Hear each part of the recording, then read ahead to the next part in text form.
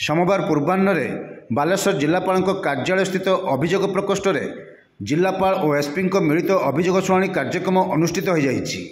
एही कार्यक्रम में जिलापाल सूर्यवंशी मयूर विकास, एसपी प्रत्युष दिवाकर, अतिरिक्त जिलापाल हेमंत सिंह, उपजिलापाल शिव मालव्य, नीलगिरी उपजिलापाल डॉक्टर मधुस्मिता सामंतराय, जिला मुख्य चिकित्सा अधिकारी डाक्तर प्रभात कुमार बेहेरा प्रमुख जोगदे लोकमानक अभियोग शुणाणी करथिले।